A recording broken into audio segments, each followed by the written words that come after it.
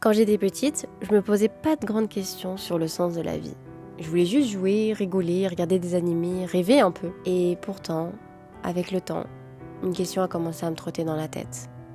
Pourquoi je me lève le matin ? Qu'est-ce que je suis censée faire de ma vie ? Et c'est là que j'ai découvert ce fameux mot en japonais.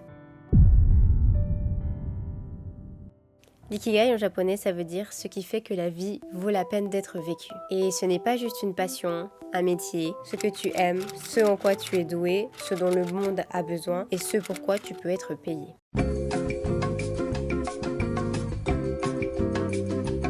Et je me suis rendu compte qu'en fait, beaucoup de personnages d'animés vivent ça, parfois sans le savoir eux-mêmes. Et en les observant, on peut mieux comprendre ce que l'ikigai veut vraiment dire.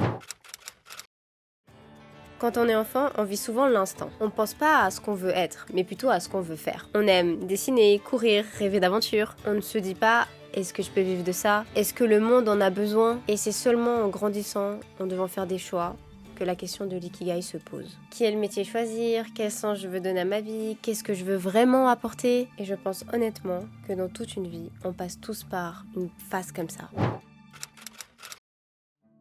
Prenons des exemples concrets. Naruto.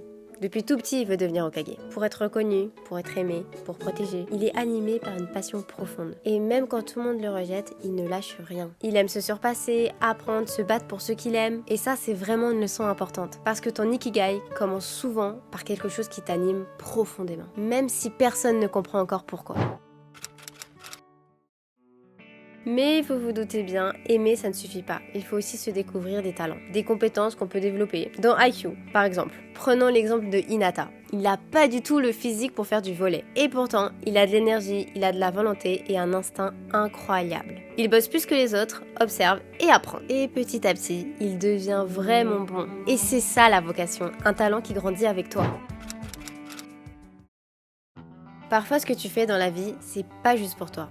Ça peut aussi être pour les autres. Par exemple, dans My Hero Academia, Midoriya, il veut devenir un héros. Et c'est pas pour la gloire, c'est parce qu'il sent que le monde en a besoin. Il veut protéger, inspirer et sauver. Et c'est vraiment une volonté profonde qu'il a. Donc ton ikigai, c'est aussi ton impact, ce que tu veux laisser derrière toi finalement.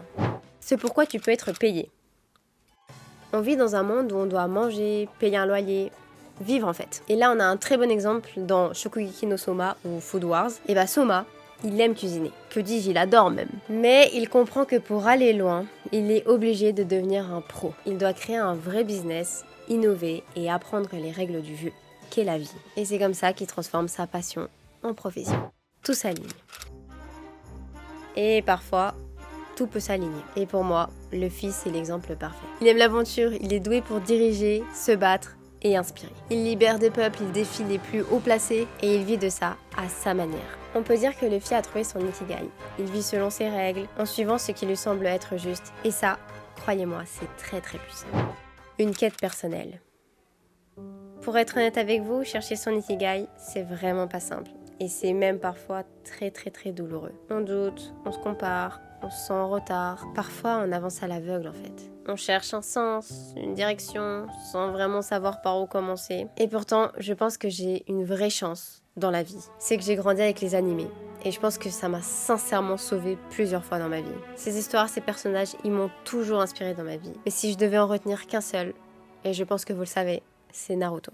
C'est un enfant rejeté, incompris, qui rêvait de devenir Hokage et qui n'abandonne jamais. Cette phrase-là, n'abandonne jamais, je pense sincèrement que c'est devenu mon indo. Elle m'a porté dans tous mes moments de doute, dans mes remises en question, dans mes échecs. En fait, elle m'a aidé à continuer même quand tout semblait flou ou tout était sombre. Parce que prenez bien conscience que l'ikigai, ce n'est pas juste une case à cocher ou une réponse magique. C'est un chemin, un équilibre fragile, il peut évoluer, changer, se redéfinir. Et pour moi, ce mot, le sens qu'il y a derrière, c'est quelque chose qui me touche réellement. C'est un peu une vidéo sérieuse et je vais un peu parler de moi. Mais aujourd'hui, je sais même pas vraiment ce que j'aime.